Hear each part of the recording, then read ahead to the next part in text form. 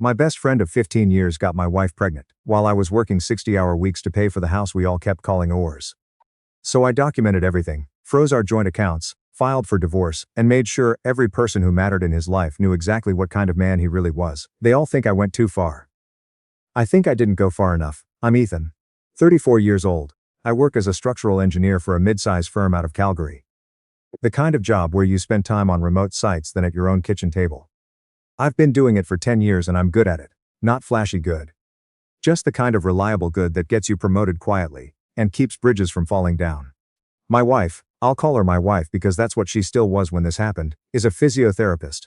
Private practice, good income, her own schedule. We met at a mutual friend's wedding when I was 26. She spilled red wine on my shirt and spent the rest of the night apologizing and then not apologizing at all. We were engaged within 18 months. Bought our place in Bridgeland 2 years after that. A semi-detached with a proper backyard and a finished basement we kept promising ourselves we'd renovate. My best friend. I'll call him my best friend because that's what I believed he was. I've known him since first year at the University of Alberta. We were in the same engineering cohort. He switched out after second year to pursue photography full-time, which everyone thought was insane, but he actually made it work. Built a decent client base doing commercial and event work. Instagram following somewhere around 30,000. The kind of guy who makes a career out of being charming. And everyone forgives him, immediately. When he screws up because he has that face and that laugh. He was my best man. He spent more holidays at our table than at his own family's. When my wife and I had our daughter 3 years ago, she just turned 3 in February, he was in the waiting room, with a ridiculous balloon arrangement that barely fit through the hospital door. I'm not building this up to make the fall more dramatic. This is just what it was. That's why it broke me the way it did. The signs were there. I know that now. I knew it then too, somewhere in the back of my head where I kept filing things I didn't want to look at directly. My wife started acting differently sometime around last spring. Small things. She got quieter at dinner, more distracted. Her phone started going face down whenever I walked into a room. She started volunteering to do grocery runs alone, which she had always hated. She joined a photography interest group, which I thought nothing of, because she had been saying for years she wanted to learn. I even thought it was good. Thought she was doing something for herself. My best friend started coming around more. Not in an obvious way, subtle. He would drop off coffee for her on the days I was out of town. She mentioned it casually. He's so thoughtful, she said. He knows I'm exhausted with the baby stuff. I nodded. Of course I nodded. That's what you do when you trust people. I was working a major project in Red Deer last fall. A federal infrastructure contract. The kind that doesn't let you breathe from September through December. I was driving back to Calgary maybe twice a week, sleeping in a rental unit the firm had set up near the site. My wife said she understood. We both said we understood. What I understand now is that my absence was the open door they walked through together. I came home early one Thursday in November. We'd hit a weather delay, temperatures dropped too fast for the concrete pour we had scheduled, and my site supervisor told us all to clear out until Monday. I didn't text ahead. I don't know why. Maybe I was just tired. Maybe part of me already knew something. I pulled into our alley parking around 2 in the afternoon. My best friend's truck was in the lane. That familiar dark green pickup I had helped him pick out 3 years ago. Because he needed something with more cargo space for his equipment. I sat in my car for a moment, just sat there. Then I told myself to stop being an idiot, and went inside. Nobody was downstairs, my daughter was at daycare. I could hear music coming from upstairs. I stood at the bottom of the stairs, and the music was coming from our bedroom. I don't want to write exactly what I found. I think you can fill in the rest. What I will tell you is the specific, quiet, unbearable detail that broke something permanently inside me. My best friend's camera bag was on my bedroom floor. The same camera bag I had helped him carry into our wedding venue 10 years ago. It was sitting there like it belonged there, like it had always been there. I left, before either of them knew I was home. Walked back out to my car, and sat in the alley. For 45 minutes. I know it was 45 minutes because I stared at the clock on my dashboard the entire time. Then I drove to a Tim Hortons 2 blocks away, and sat in a booth with a large coffee I didn't touch, and I thought very carefully about what I was going to do. Here's the thing about being an engineer.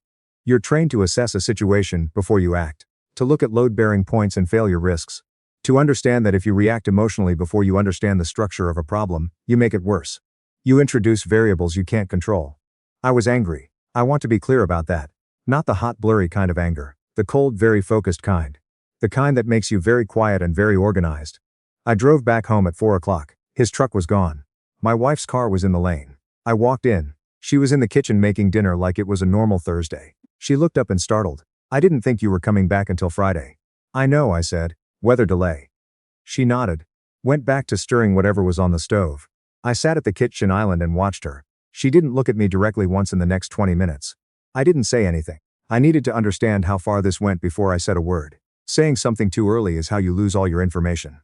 That night, after she went to bed, I didn't sleep. I sat in my home office and started pulling threads. Our credit card statements first. We had a joint Scotiabank Visa that we used for almost everything because of the points. 6 months of statements. I went through every line. Hotels I didn't recognize. A Delta in downtown Calgary on a Wednesday. She said she was at a clinic professional development day. A Marriott in Banff the weekend I took my daughter to visit my parents in Edmonton. Restaurant charges for 2 at places she had never mentioned going to. A spa booking in Kensington. 2 tickets to a Flames game, and I hadn't been to a game since March. Then I went looking in places I'm not proud of going. Her laptop was on the desk in the living room, where she always left it. We didn't have separate passwords. We'd never needed them. I wasn't looking for what I found. I mean, I was, but not what I actually found. There was an email thread. Hidden in a folder she'd labeled Clinic Admin. Months of it. Back and forth.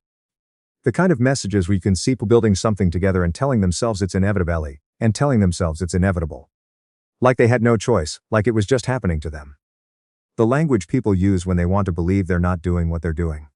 The most recent email was from 3 days before I came home. He had written, I keep thinking about what things would look like after. Like whether we're brave enough to stop pretending. She had written back, I don't know what I want yet. I just know I can't keep doing both. Both. I was both. I was the things she couldn't keep doing. I sat with that for a long time. The other thing I found, buried in the email thread, was a message from her doctor's office. An appointment confirmation. Prenatal intake, it said, dated 6 weeks prior. I stared at that for, probably 5 minutes. Then I went to the bathroom and sat on the edge of the tub, and breathed through my nose until the walls stopped moving. We had been trying. For a second child. We had been actively trying. So my first thought was, maybe, this was ours. Maybe the timing worked. Maybe I was catastrophizing, then I did the math. The Red Deer project had started in September. I had been home maybe 8 nights in the last 3 months. 8 nights across 3 months. And the prenatal appointment was 6 weeks ago, meaning conception was around 10 weeks back. I had been in Red Deer. I went back to the office, and I kept working. I spent the next 2 days acting completely normal. I came home from work at regular times. Made dinner twice. Played with my daughter on the living room floor. Watched television with my wife in the evenings. She seemed relieved I didn't suspect anything, which is a horrible thing to realize. That the woman you married felt relief at your obliviousness, what I was actually doing during those 2 days. I met with a family lawyer. Her office is in the Beltline, a quiet firm that focuses on separation and property. She had a same-day opening and I took it. I walked her through everything I had. The emails, the hotel charges, the timing of the pregnancy. She was very professional and very direct. She told me that in Alberta, adultery is not a ground for divorce under the current Divorce Act, but it becomes highly relevant in contested custody and asset division. She told me to document everything. She told me not to move any money yet. She told me not to tip my hand. I asked her what she would do in my position. She said she'd build the case first and blow it up second. So that's what I did. I sent copies of the emails to a private folder on a cloud account my wife didn't know about. I photographed every credit card statement. I wrote down with dates and times, everything I had observed, including the truck in the alley, including what I had seen when I came home that Thursday. Then I had my lawyer draft a separation agreement and hold it until I was ready. There was one more thing I needed. I texted my best friend. Hey man, haven't seen you in a while. Want to grab a beer Thursday? My treat, he responded in under 2 minutes. For sure, been thinking about you. Sorry, I've been MIA. Thursday works. The Usual Spot? The Usual Spot was a pub in Inglewood we'd been going to since we were 23. Corner booth. Draft Molson. The Oilers game usually on in the background even though neither of us were big hockey fans, just background noise. He was there when I arrived. He looked, I don't know how to describe it. He looked like a man who had been rehearsing something. There was a particular kind of careful energy to him. I sat down, we ordered. We talked about his work, a commercial shoot he had coming up. I told him the Red Deer project was winding down. Normal conversation. The kind we had been having for 15 years. And then I said, how have you been spending time when I'm out of town? He paused, not long, half a second. But I'd known his face since we were 18. Same as usual, he said. Work, gym. Hanging with a few people. I nodded. You been seeing my wife much? Another pause. She had me over for dinner once. You know how she doesn't like being alone with the baby stuff. I looked at him. I want you to understand that I had planned to stay calm. I had planned to get through the whole conversation, and just lay down what I knew, piece by piece, the way you present findings in a structural report. Methodical, no drama. But sitting there in that corner booth with the Oilers game going, and the smell of draft beer and 15 years of what I thought we were. I said, I know everything.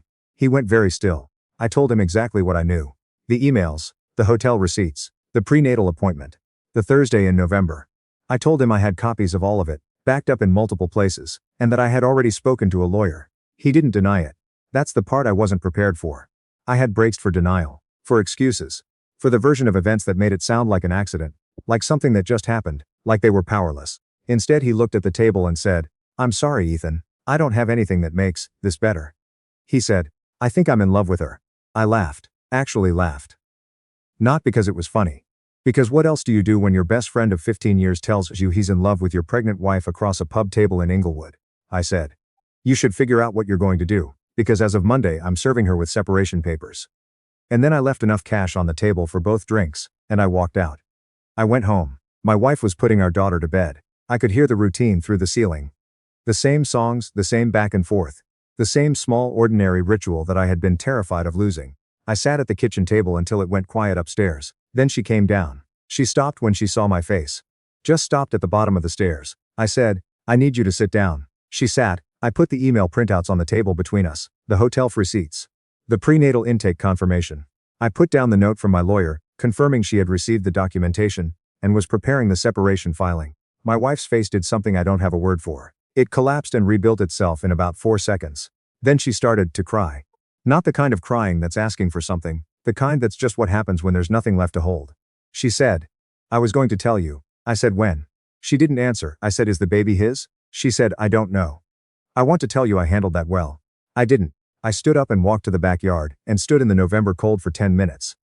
In my socks on the deck, because I needed to be outside. When I came back in, she was still at the table. I said, here's what's going to happen. I'm staying in the house with our daughter because continuity matters for a 3-year-old. You can stay in the guest room until we have a signed agreement. I'm not asking you to leave right now, because it's November and I'm not cruel. But I will be speaking to the lawyer Monday morning about next steps, and you should do the same.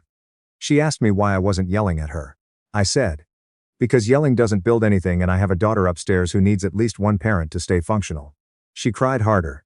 Monday I filed. My lawyer moved quickly. We were able to get temporary occupancy arrangements through the Court of King's Bench Family Division while we worked out the formal separation.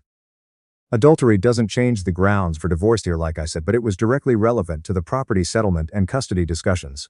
And my lawyer made sure it was on the table. Alberta marital property law works on an equal division basis for matrimonial property, but my lawyer flagged the evidence around the financial conduct. The joint account used for hotels and dinners. And it gave us leverage. I also called my bank. We had a joint savings account, with a bit over $40,000 in it. Money we had been putting away for a home renovation and my daughter's re-escape top-ups. I transferred exactly half, $20,000, into my personal account. The other half stayed. I wasn't taking more than what was in mine, but I wasn't leaving myself exposed either.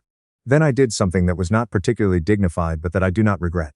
My best friend ran a photography business. His reputation was his entire inventory. He worked mostly in the commercial space, hospitality clients, corporate headshots, some editorial work for local magazines.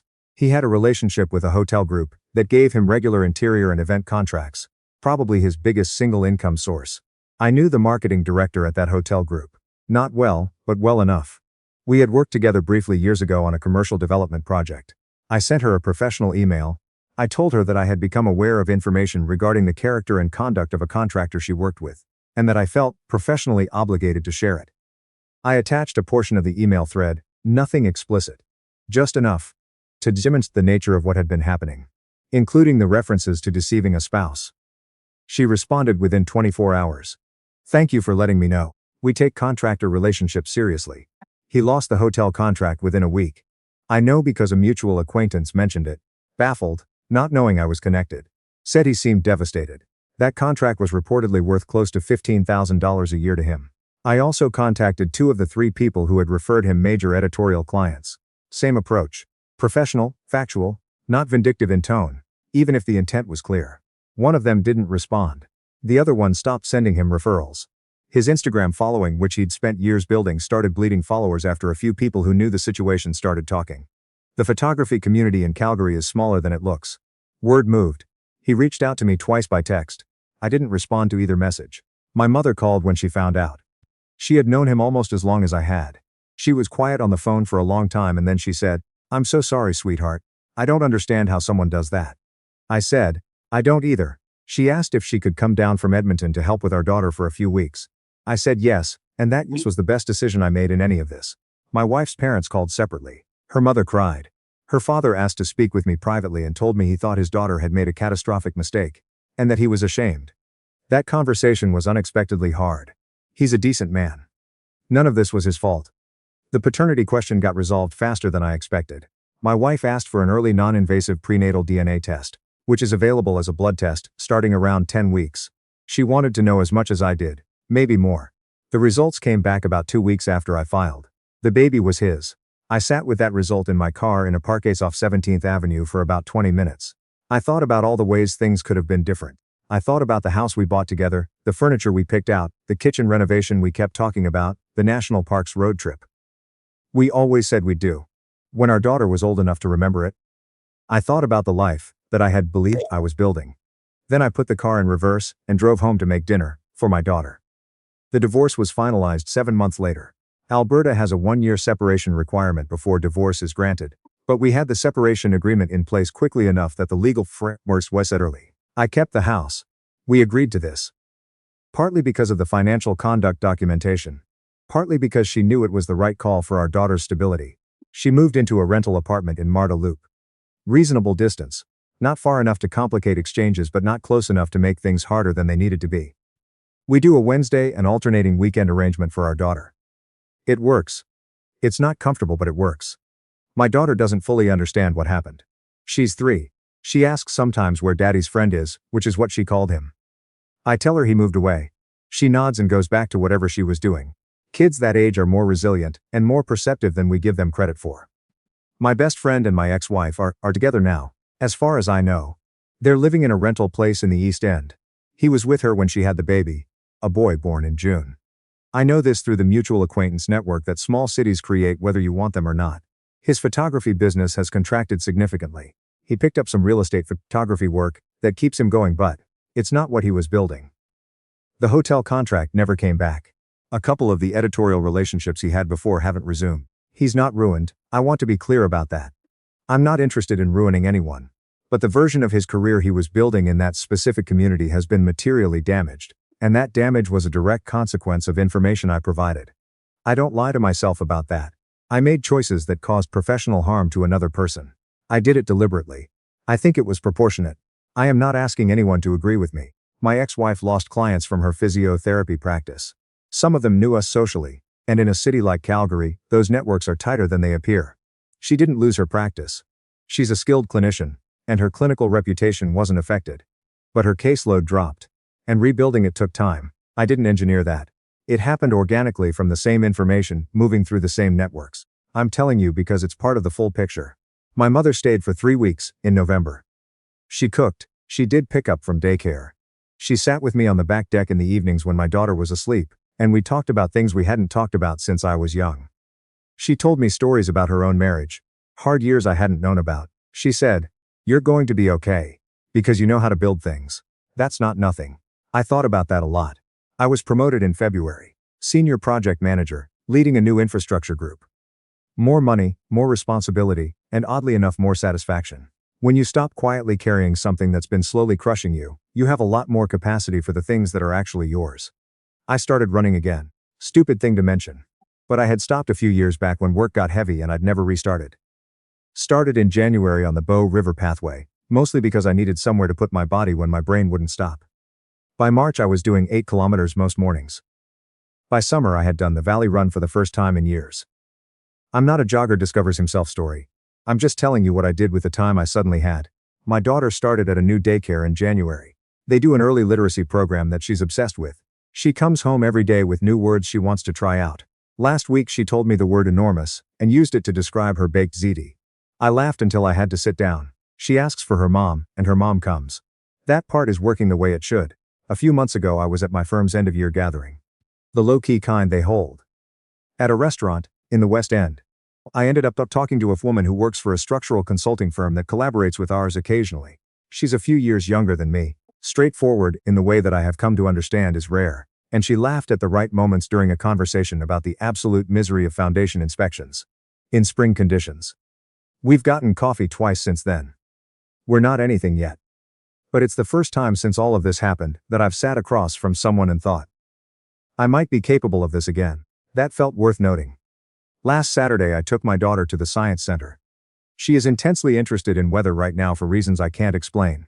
And they had a temporary exhibit on climate systems that she wanted to see twice. We were looking at a display about pressure fronts when I felt someone looking at us from across the room. I turned. My ex-wife was there with a baby in a carrier on her chest. She was alone. She looked tired in a way that went deeper than one night's bad sleep. She saw me, then looked at our daughter, then back at me. I felt something complicated move through my chest. Not anger. Not pity exactly. Something more like the weight of what was and what is, and the distance between them. My daughter hadn't noticed. She was trying to read the display panel about cumulus clouds, sounding out the syllables out loud. My ex-wife didn't come over. I didn't go over either. We looked at each other from across the room for maybe 3 seconds. Then she turned and walked toward the exit. I turned back to my daughter. Cumulus, she was saying carefully, like the word itself was a small accomplishment. Yeah, I said. You've got it exactly right. She beamed. We stayed for another hour. Some things you can't rebuild. Some damage is permanent, not in a self-pitying way, just factually. Certain structures, once compromised at the foundation, cannot be restored to what they were. You build something new instead, on better ground, with what you've learned about load distribution and failure points. I'm still building. It's slower than I expected and harder than I wanted. But it's mine.